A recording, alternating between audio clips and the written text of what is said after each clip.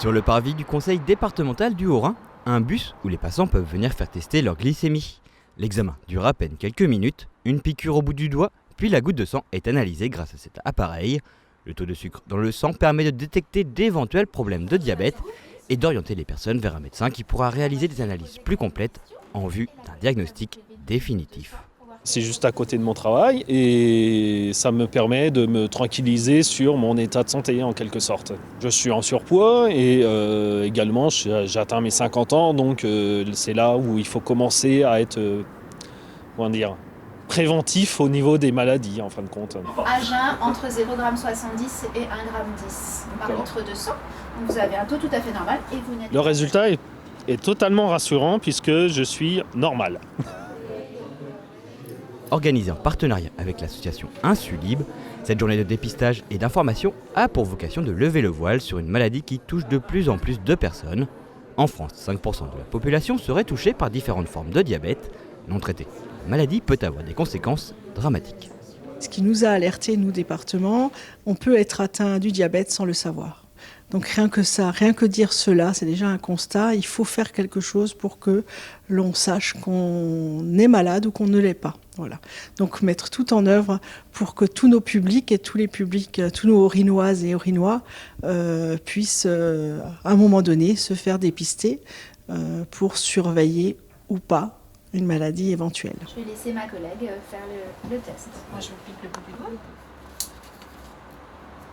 Les causes exactes du diabète restent encore mal connues. Pourtant, les spécialistes s'accordent à pointer une alimentation trop riche et le manque d'exercice comme des facteurs importants.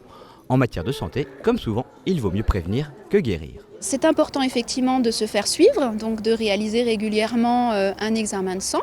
Donc c'est à discuter avec le médecin traitant pour voir quelle est la fréquence pour chacun d'entre nous en fonction de notre âge et de notre situation. Ensuite, dans la vie de tous les jours, c'est tout simplement adopter, on va dire, une bonne hygiène de vie. Donc une alimentation saine, une activité physique si c'est possible, dans la mesure des possibilités de chacun en tout cas, voilà, et de ses capacités. C'est le meilleur moyen aussi de prévenir l'obésité et le diabète. Mulhouse, centre médico-social Fonderie. Pour cette toute jeune fille, aujourd'hui, c'est rendez-vous avec sa puéricultrice. Croissance, poids, motricité, la matinée est consacrée à un bilan. Les puéricultrices de la protection maternelle et infantile suivent le développement des enfants, mais conseillent surtout les parents.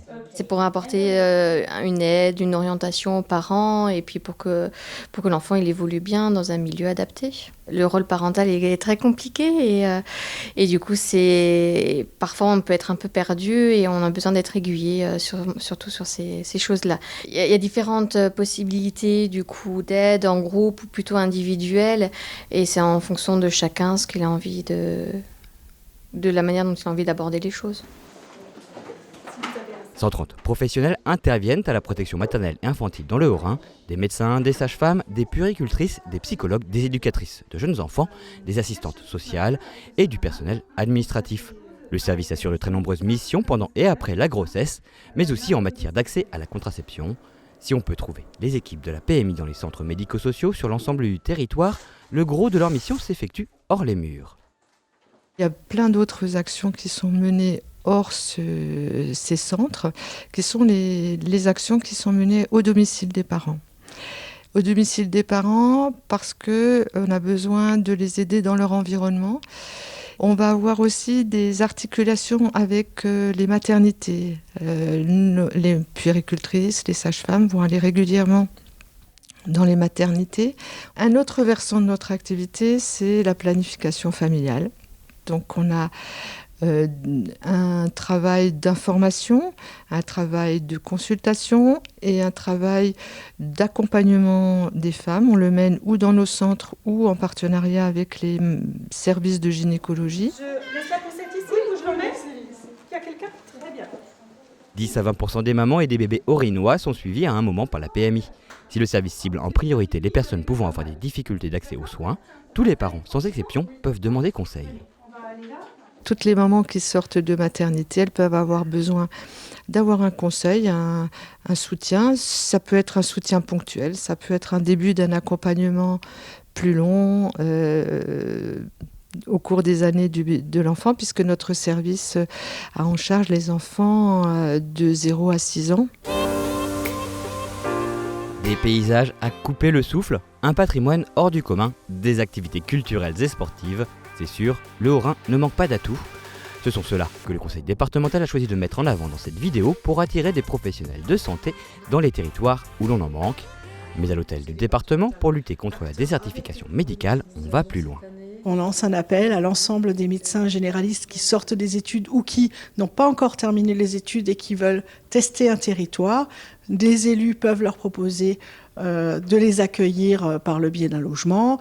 L'épouse ou l'époux ou le conjoint peut tout simplement trouver un emploi également.